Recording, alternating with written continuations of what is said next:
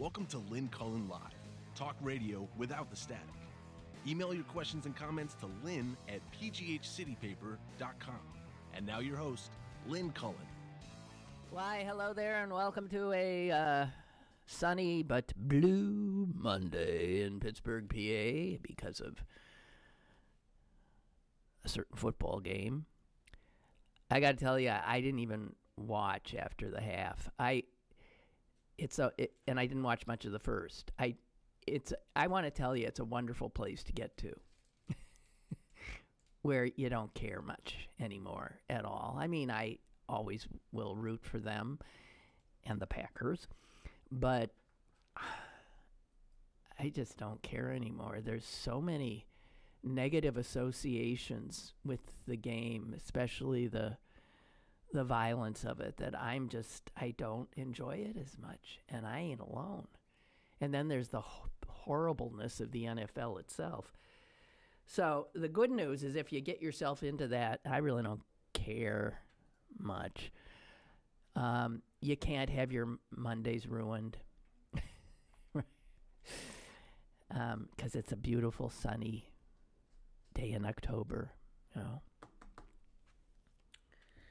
Whatever, for those of you who are mourning or upset, it's okay. I also understand that it can be a distraction from the usual things we're upset about. So that's, in that regard, it's always been a great thing, football, a great escape and release. All right, so that's all I'm saying about that. I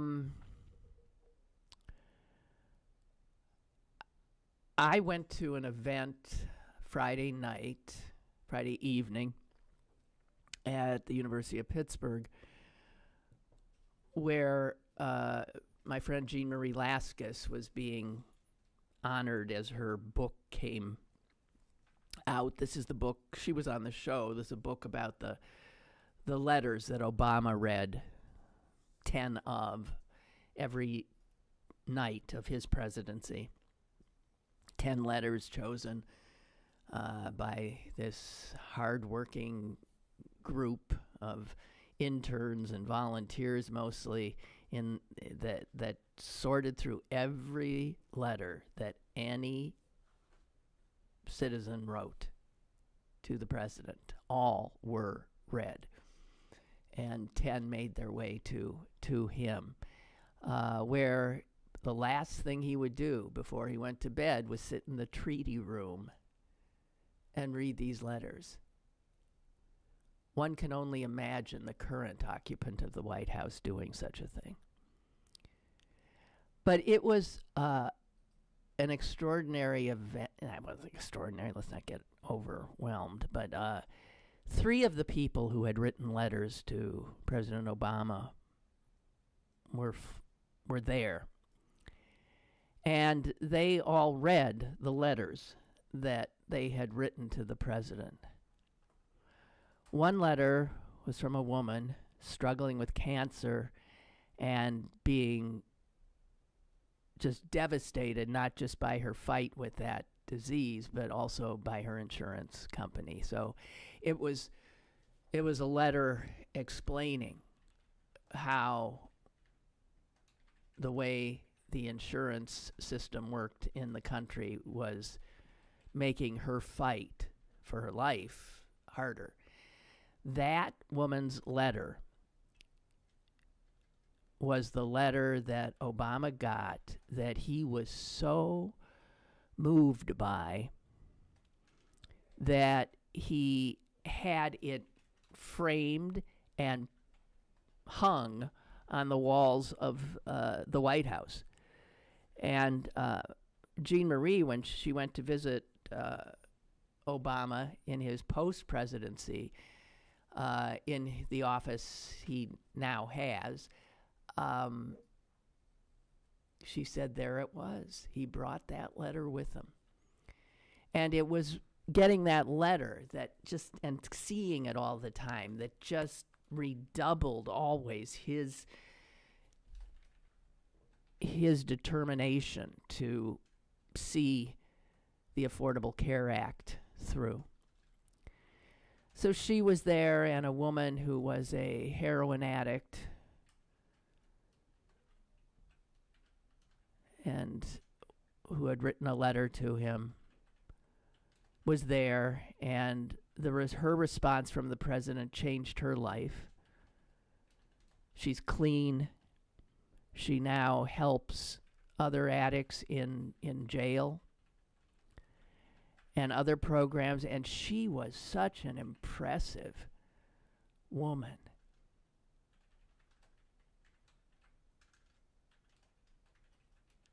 And then it was the last one, a man who wrote Obama a letter, and it was one of the 10 letters Obama read on his last day as president.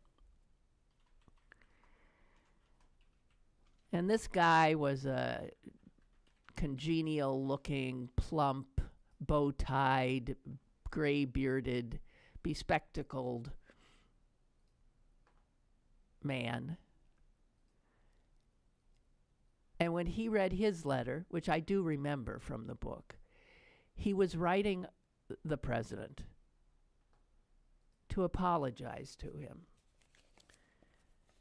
He didn't vote for him. He didn't like him. And he said in his letter how he spread, he talked about his dislike of him. He was one of the people that, just was hating on Barack Obama the whole time he was in office. But what he told the president is that little by little, and strangely, what started to turn him into considering that he was wrong was the president's sense of humor. He said, I'd see him at the he told the president, I'd see you at the, no, I think this is later he told us this.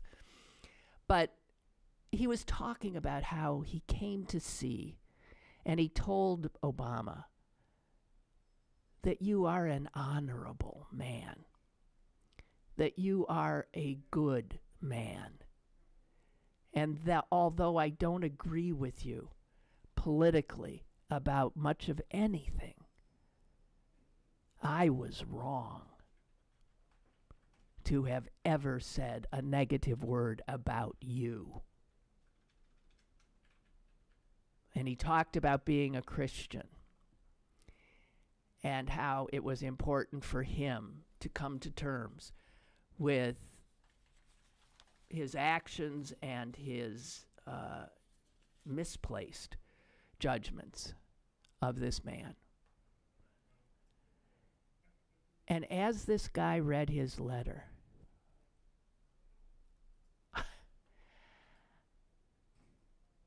I began to weep. There was a ton of people there. We were all standing, and I couldn't stop. 2 people who I didn't even know offered me Kleenex. Tears were just running down my face. I was thinking to myself, really, what is, and I understood. I mean, I've been so close to tears for so much of the last few weeks. And somehow this man, this other honorable man, talking about and reading his letter, apologizing to Barack Obama, even though there was nothing different about how he felt politically. There was something it reminded me of how good people, comport themselves, how they act. And certainly being reminded of Obama's decency and open-heartedness. And given what we have now, it was, I guess, understandable that I don't think anyone there necessarily thought, why is that woman crying? Because I think a lot of us are just wanting to weep now. So since I last talked to you, a lot has happened, as is always the case in this new time. And lo and behold, the vote was put off, and the FBI is investigating.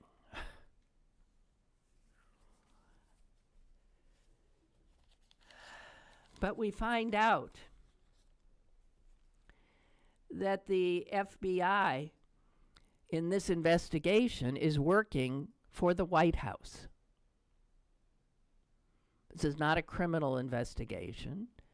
This is a reopened background investigation into a nomination made by the White House, and consequently, the White House has told the FBI what it wants to know. And you can bet that's next to nothing. The point man for the White House with the FBI is none other than the president's counsel, Donald McGahn. Donald McGahn is also the point man for getting Kavanaugh onto the court.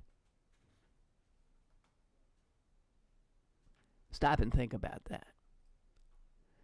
So there is this FBI investigation. However, the man that the FBI is reporting to is the same man whose job it's been to shepherd Kavanaugh through the process and get him on the court.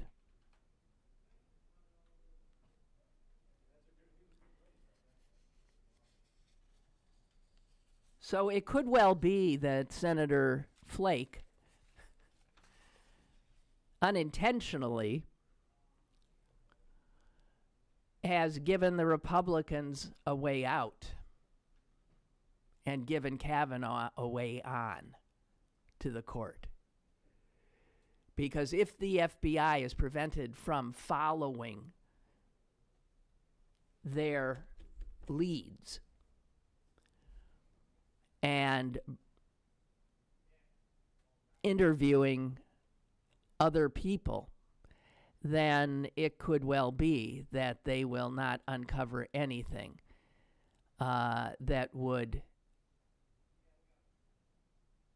prevent Republicans from saying, well, you see,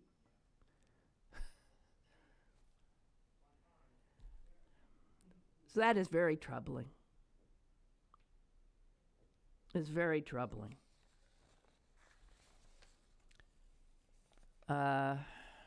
And it could well be, after the kangaroo court, it could be a whitewash.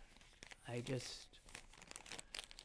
was feeling hopeful on Friday, and now that I'm aware of how this thing is actually playing out, I'm a lot less sanguine.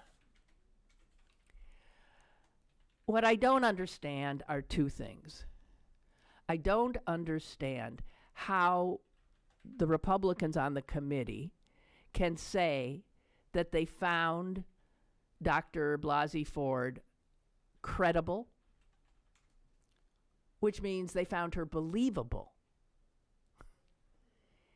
and then how they can disregard what she has told them about the man that they intend to vote for. I don't understand how those two things are possible. If you find her credible, even the president said so. So if they find her credible and yet they still vote for Kavanaugh, what they are saying to her and all women is, we heard you. Not a terrible thing, terrible thing. But excuse us, we've got work to do.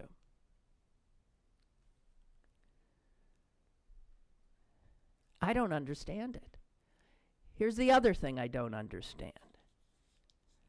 How does a nominee for the Supreme Court raise his hand and swear to tell the whole truth and nothing but the truth, and then sit down and just blatantly lie to the members of the Judiciary Committee, which he did more than once? Everybody knows he lied. He lied. If you don't think he lied, then you really are living in an alternative universe. He lied about what all of those despicable, disgusting sexual references were on his yearbook page. I keep talking about loss of innocence. Well, I lost a little more because now I know what a devil's triangle is, and now I know what boofing is, and now I know what FFFFFF is, although I didn't learn that from Judge Kavanaugh. Because when he was questioned, and I think it was by Senator Whitehouse, about what those things meant that he had put on his senior page in the yearbook, he lied. Everybody knows he lied. There's not a person who went to that prep school who doesn't now know he lied under oath. The Devil's Triangle is not a drinking game. Never was, never will be. It is two men having sex with one woman. Strange, isn't it, given that there was an attempt at a Devil's Triangle in Dr. Blasey Ford's story. She was locked in that room with two men, two boys. Boofing, which he said was about farting, flatulence, that is not true either. It does have to do with the anus, but it has to do with anal sex. That's what it refers to.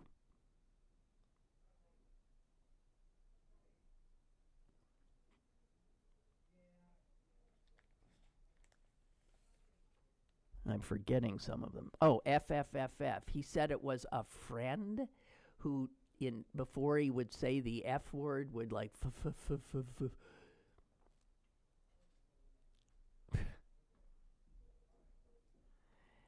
I'm not exactly sure what the F's are, but I've heard, but generally speaking, people who know what it is say it's something like, find 'em, feel 'em, fuck 'em.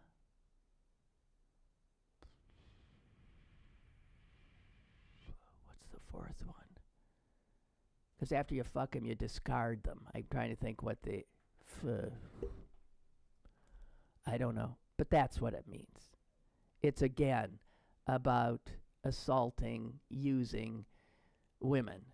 All of these things that he put in there are about that. Now, granted, you could be a 17-year-old boy. Oh, that's the other thing. He said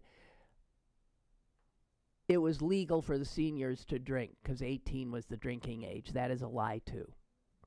There isn't any 18-year-old who doesn't know exactly when the drinking age kicks in. You know, that's one of the joys of turning 18. Used to be. Because I don't know if it's 18 anywhere anymore. But the fact is, when he was a senior, it was 21. But again, these are lies under oath. Are they not? And the fact that this guy, who wants to sit on the highest court in the land, lied through his teeth, felt he could, and in fact, he could be right, felt he could swear to tell the truth, and then sit down and lie to these senators and still know that they're not going to call him on it. Man, if that ain't a certain kind of elitist white male privilege, I don't know what is.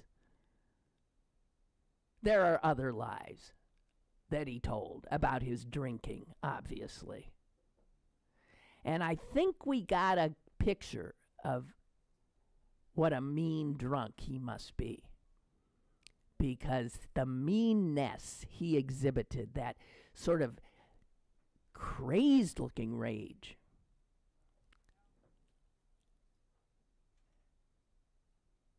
looks like a mean drunk. It sure don't look like no justice of the Supreme Court. No way.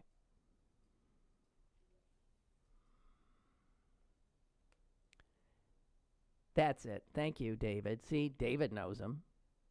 Find him, feel him, fuck him, forget him. That was it. That's what FFFF means.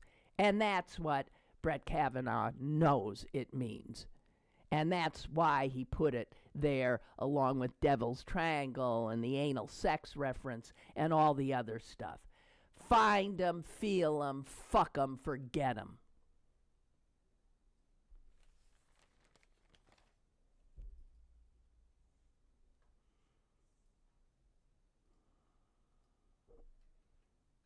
He also lied when he said, and let me find his quote. He said, Dr. Ford's allegation is not merely uncorroborated, it is refuted by the very people she says were there, including by a longtime friend of hers. He said that. That is a lie. And he, as a judge, ought to know that he was lying. They did not refute her account. They said they did not recall the party. And because it was, for them, nothing big happened. They didn't end up in a bedroom with Brett Kavanaugh on top of them. They had no reason to remember the party. She didn't tell anybody about what happened. She just got out of the house. They didn't refute. That's a lie. He is a lying son of a bitch.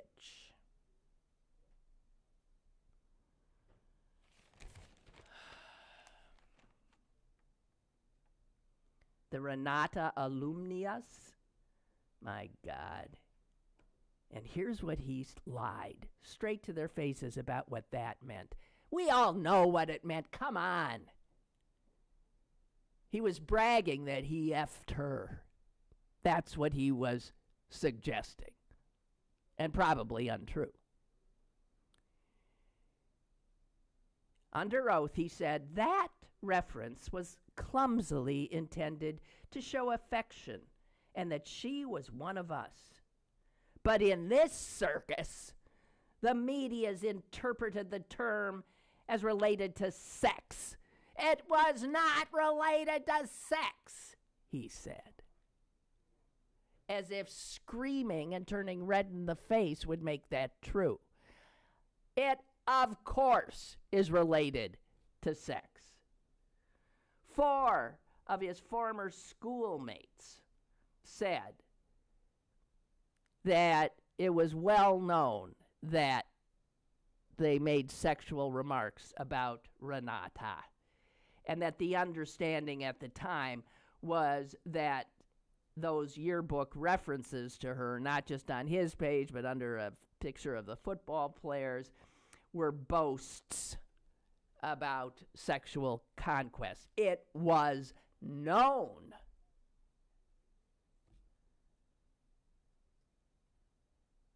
Can you imagine how privileged you must feel?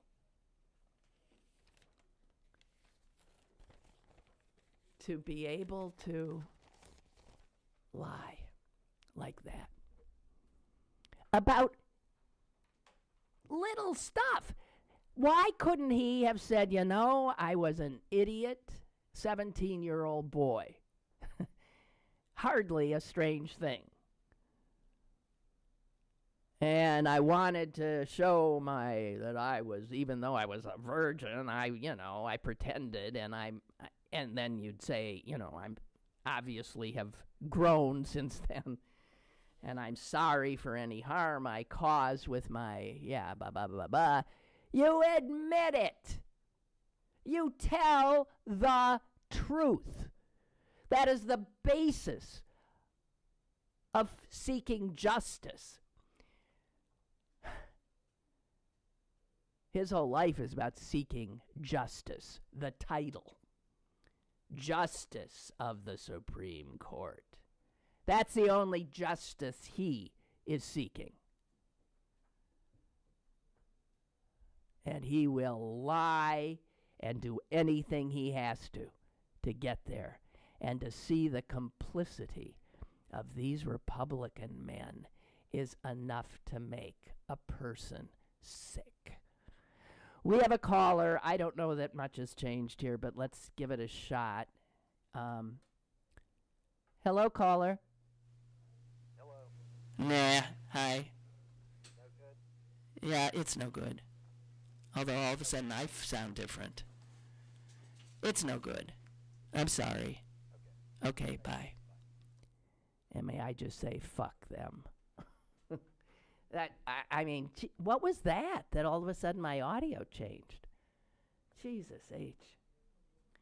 Okay, I can't keep doing this monologue shit. So it could be I'm going to disappear until they get this right. I just can't. I mean, it's not what you signed up for, I don't think. It sure as hell isn't what I signed up for.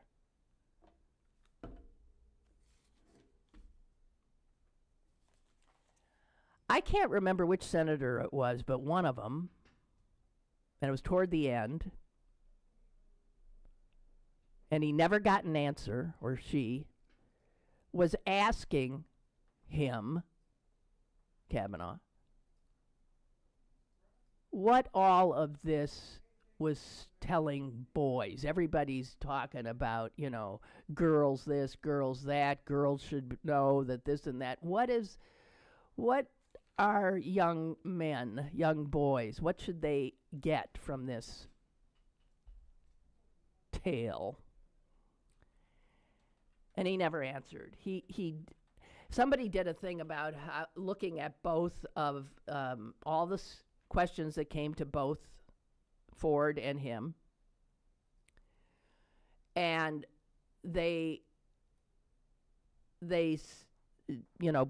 put a red line or something every time that they responded specifically to the question. In other words, did they answer the question or did they turn it like politicians do constantly? With her, it's just right down the road. She answered every question. And if she couldn't, she said, and apologize. I just don't know. I'm sorry, I can't help you there. You look at him. If you go through the transcript of his testimony, and did he respond to the question? It's amazing.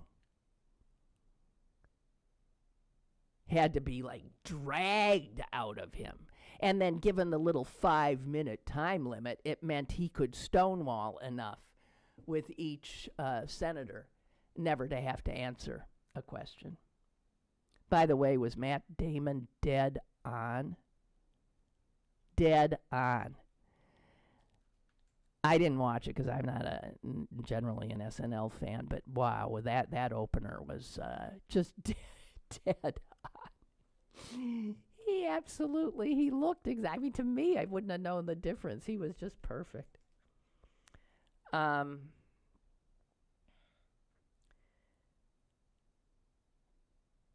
you know, our culture is constantly focusing on girls now and empowering girls, which obviously needs to continue to happen so they can deal with boys, but we don't talk to boys. We don't say to boys, hey, here is what you need to know. Here is what you need to do. And there are studies done that say that parents, this is on us, anyone who's ever been a parent, parents are vastly more likely to talk to their daughters about sex and all kinds of things related to that, but to their sons, no.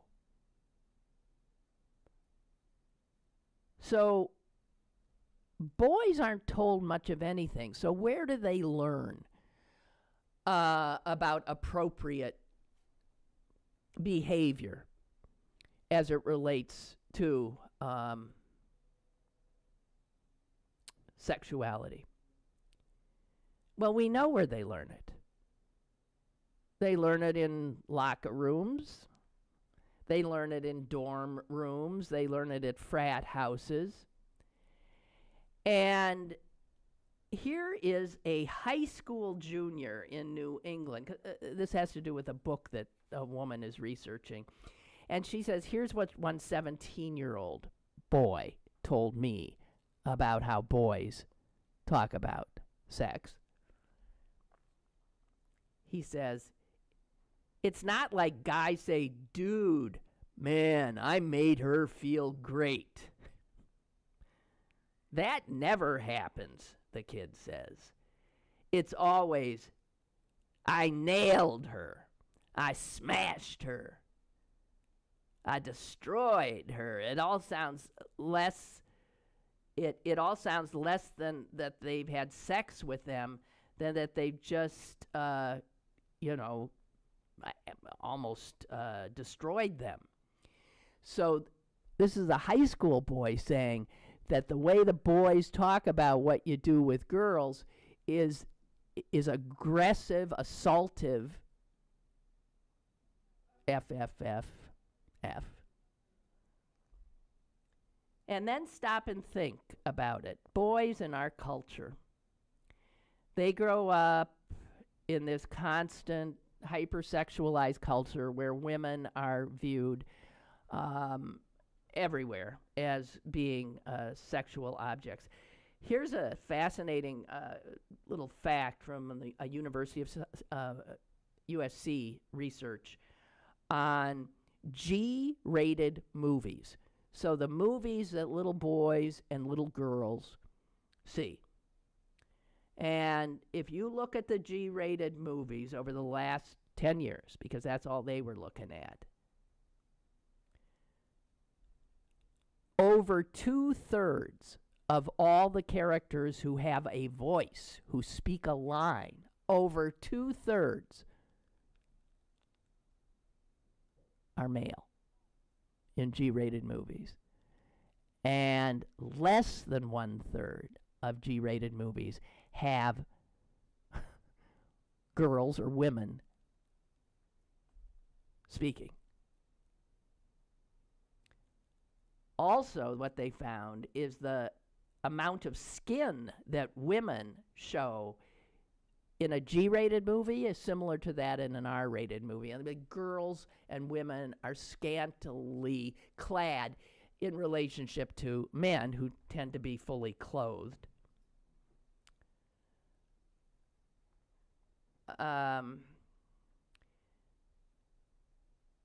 Another polling firm says that half of boys say that several times a week or more they see female characters in video games presented as hot, with unrealistic images of female bodies, and it's never about their heads, it's always about their bodies in television, in movies, in videos.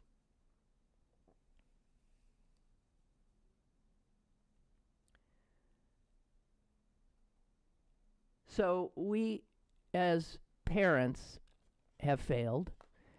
Our culture is a cesspool of misogyny.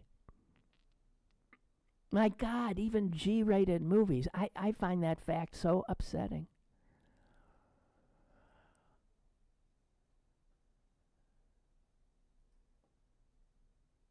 And it's been suggested that one way to teach young men that their behavior matters is not to put Brett Kavanaugh on the court. That would be a very good teaching moment for the next batch of elitist prep school Ivy League boys who are now eyeing power and the Supreme Court, who come from the right families, who are following the playbook of Brett Kavanaugh.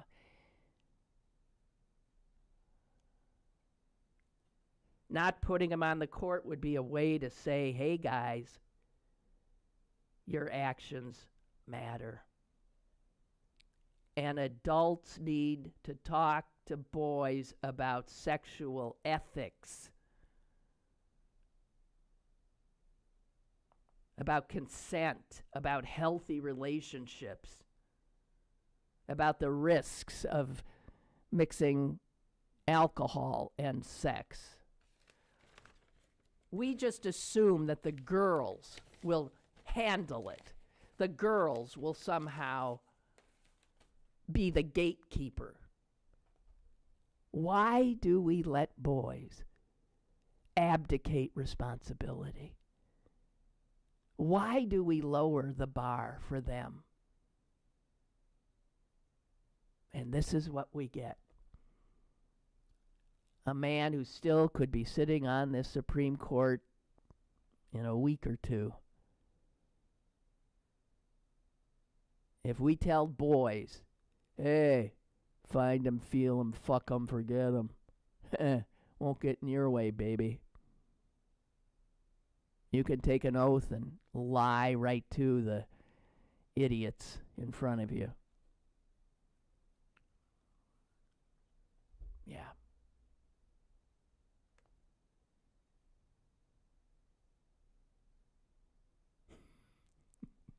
Roger writes, your phone issues. Is City Paper doing this intentionally? We're not talking about super high-tech stuff here. Either make this a priority and fix the damn problem, or just be honest with us that they don't want you to have a show. Thank you, Roger. I will forward that to certain individuals, okay?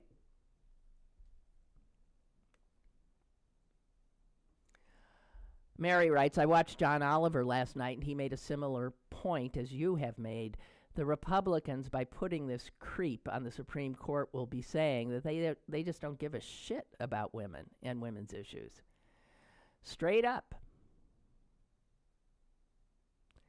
Well,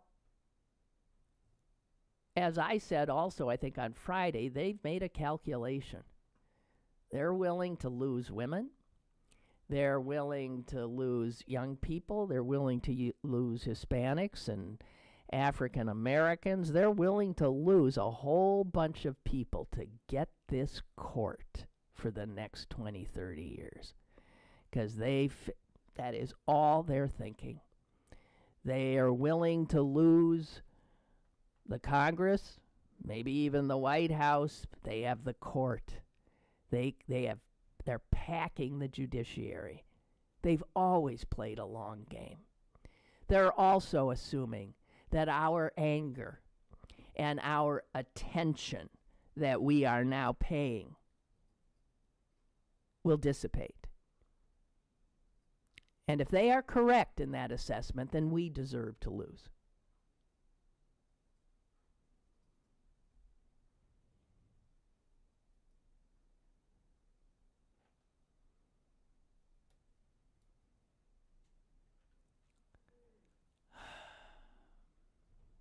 Okay. What else we got here? Hang on while I blah, blah, blah, blah, blah, blah, blah, blah, blah, blah. I just, if I may bore you a little bit. I mean, I might already have bored you a little bit. I don't know. Elliot Cohen, name might ring a slight bell. I can't quite remember all the things he did or was, but he's a rocked-ribbed conservative. That's how I remember him. I think he was in maybe Reagan's administration. He might have been in one of the Bush's administrations. He is a rocked-ribbed conservative. And he wrote a piece in the Atlantic magazine, that again might give us some hope.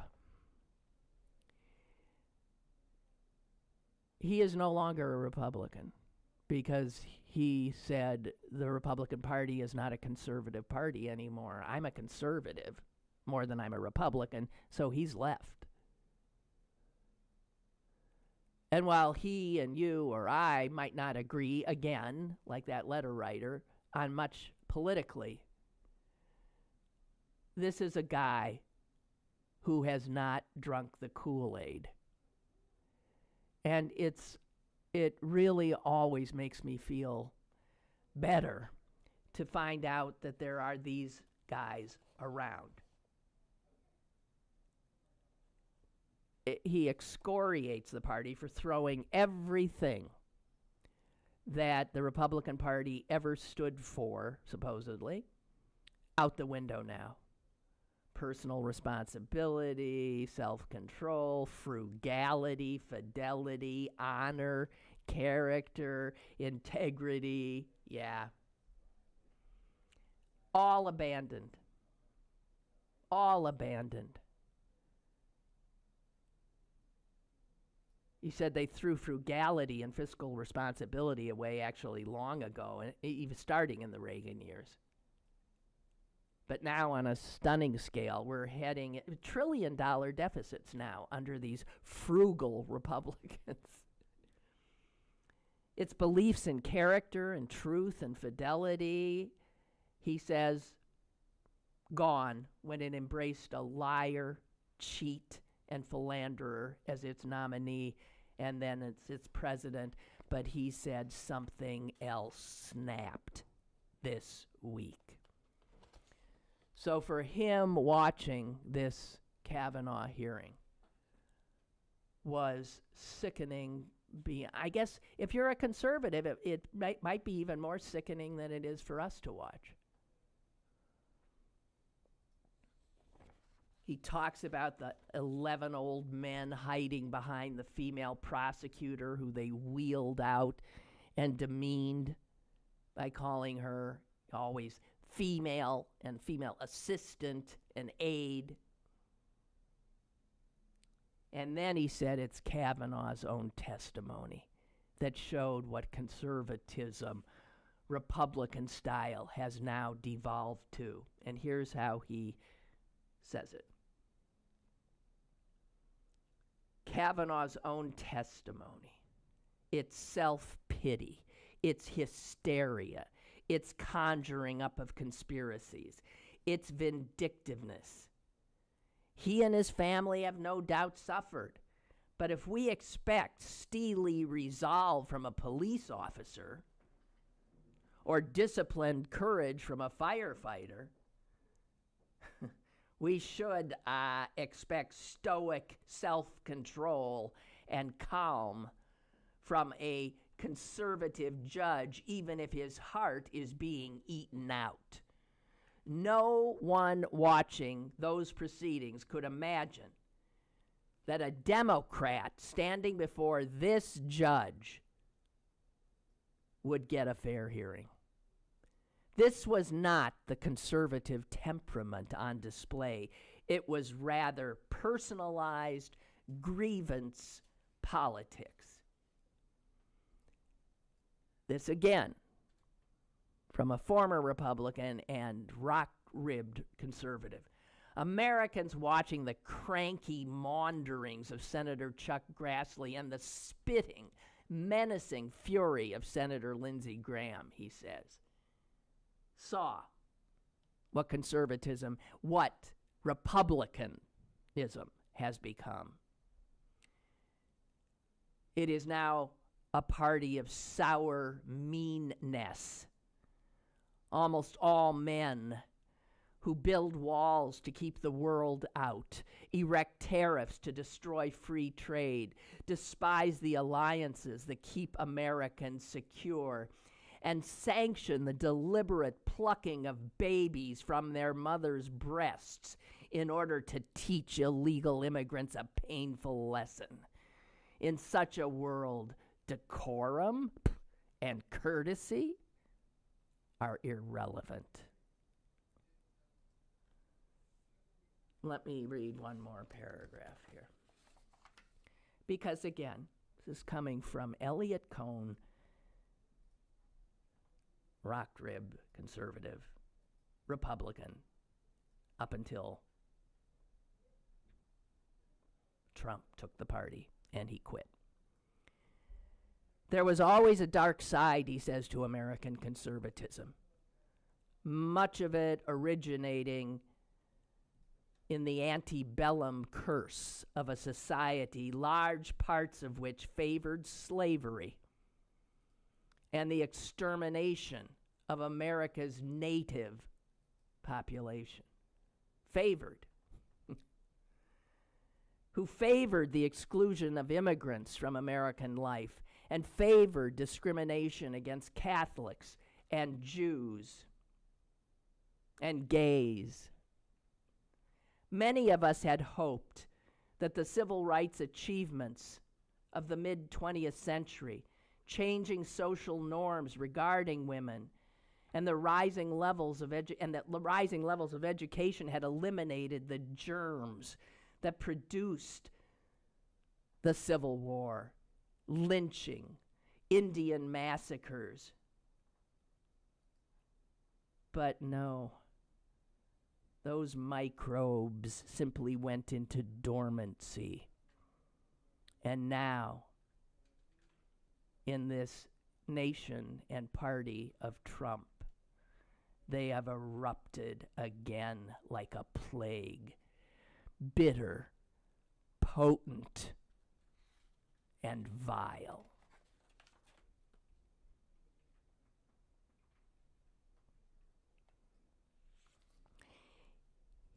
He says he cannot imagine the Republican Party surviving. God. He doesn't know if another conservative party might come up. He says even Democrats should want that, should want a real, and I do agree. One party rule is never, ever good, even if it's your party. So he sees the Republican Party as a dinosaur with some brain-eating disorder, but no higher mental functioning. And so he says it will plod into the future in which it is detested by women, African Americans, recent immigrants, and the educated young, as well as progressives. It might stumble into a political tar pit and cease to exist, or it might survive as a curious, decaying relic of more savage times and more primitive instincts, lashing out and crushing things, but incapable of much else.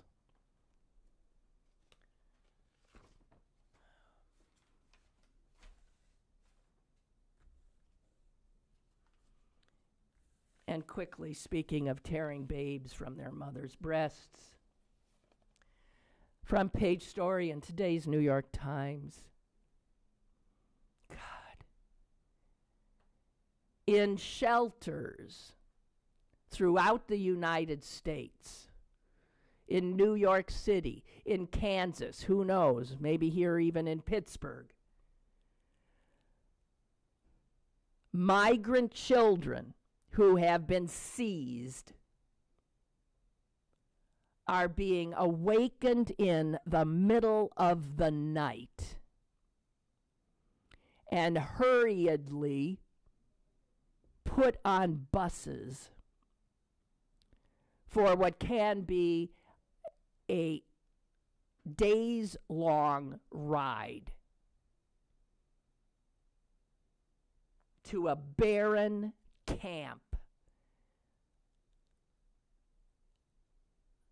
on the desert of West Texas.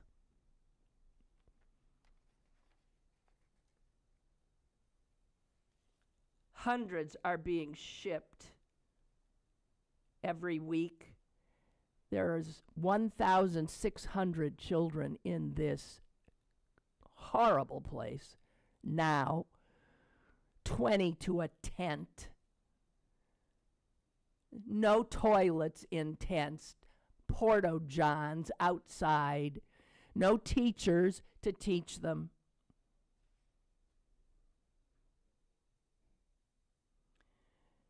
They are being shipped to this place 35 miles south of El Paso. It was opened in June for a capacity of 400 children. As I said, there are now over 1,600 there. I think that was the number, yes. And it is expected that it will expand to house almost 4,000 children. They do it in the dead of night and awakening the kids, so the kids will be discombobulated and less likely to flee.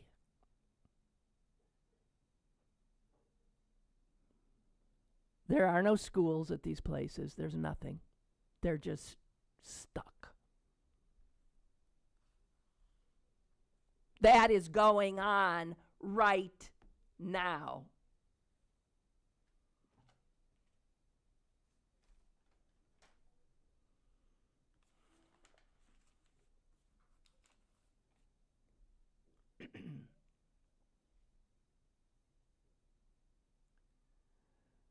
You know, Senator Blumenthal, I think, said that at the hearing that this was not, I'm just going back to that because I remembered this.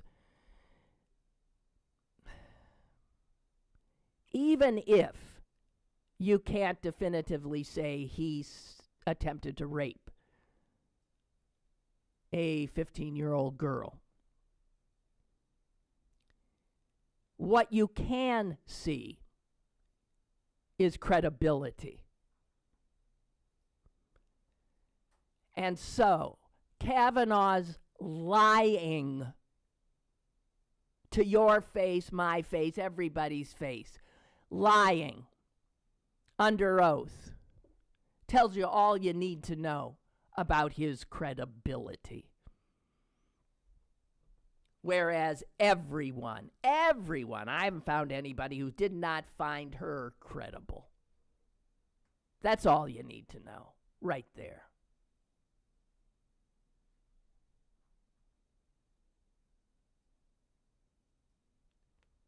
Laura writes, if a liar tells lies often, they soon believe their lies to be the truth. They become the truth to the liar. I think you're right about that. Like other liars recently in the news, one can tell by the liar's body language. Unfortunately, many people are not good at reading body language. In this case, he was very defensive, near tears, which was very telling to me. I couldn't believe the news media comparing his tears to that of President Obama while giving a speech. They did. Totally different to have tears when moved by something that has happened to somebody else, right? Then, which is why Obama was crying. Than being tearful because you are feeling sorry for yourself for being caught in your lies. Laura continues, if Kavanaugh is confirmed, every woman needs to vote and vote out of office the Republicans who voted for his confirmation. If men have not been paying attention to why women aren't coming forward at the time of assaults, then it's time for an uprising of women. I must admit I was so upset listening to Mrs. Blasey Ford that I couldn't continue. My heart was breaking for her to have to go through that trauma again.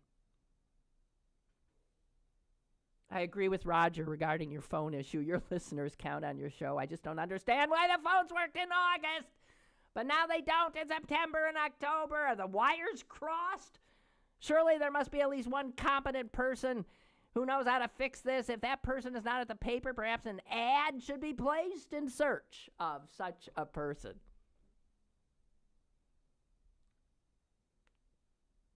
Dorothea, I would like to join the list of unhappy listeners. Please forward to the powers that be. Why would your talk show technology work so well for so many months and then all of a sudden, it was flawless for really quite a long time. From now until November, at least, we need you. Oh, you don't want me to go. All right, you can hear my voice, though. It's going. Henry writes, trust me, I am very concerned about the allegations against Kavanaugh, but not nearly as concerned as I am about the things he said in his testimony. The references to the Clintons, the comments about a left-wing conspiracy to kill his nomination. This is a Supreme Court nominee with an axe to grind. If there is one thing we demand from our Supreme Court justices, it is that they are open-minded and that we can trust them to be reasonably unbiased. Kavanaugh has shown us he is clearly not open-minded, nor trustworthy, nor unbiased. I agree. I totally agree. There was a special section in I think the New York Times today about women and how the public sector and the private sector, even more so, does not admit us into positions of power. Listen to this. The number of female chief executives in Fortune 500 companies, what percentage do you think it is? Women in Fortune 500 companies at the top. 5%. And that's down since last year.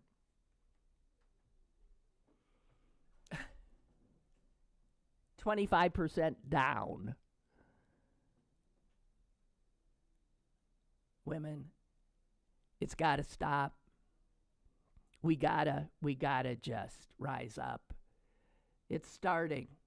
We've gotta do it. Go all the way and never let this go. I can't take it anymore. We now know that women receive the majority of college degrees. Women hold more advanced degrees than men. Women make up more than half of the population. And yet, women, even with their advanced degrees, must work 4 extra months to earn what their white male colleagues earned the year before. I'm sick of it. And I am not alone. We are sick of it, guys. Kurt writes, why the 24-hour news circuit doesn't think to share with us such meaty information, I'll never understand. Which is what? Judge's statement from the transcript of the hearing resulting in the order for you. The practice of separating these children was implemented without any effective system or procedure for tracking them after they were separated from their parents. The government readily keeps track of personal property of detainees in criminal and immigration proceedings. Money, important documents, and automobiles, to name a few, are routinely cataloged, stored, tracked, and produced upon a detainee's release at all levels, state, federal, citizen, or not. Yet the government has no system in place to keep track of or provide effective communication with and to promptly even be able to produce a child who is not a citizen, who they've taken. The unfortunate reality, this is from the judge's statement, the judge overseeing this. The unfortunate reality is that under the present system, migrant children are not accounted for with the same efficiency and accuracy as is property.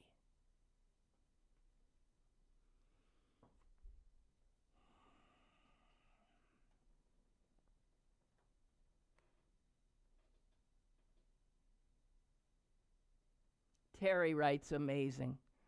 We spent a year looking at a woman's emails and a week looking at a man's sexual assault.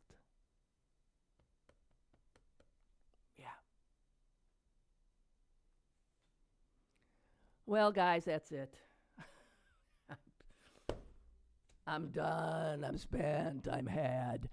And thank you for your support. I will forward that stuff on, and I will, yeah. I'll put my foot down. But of course, I'm a woman who's listening. See ya.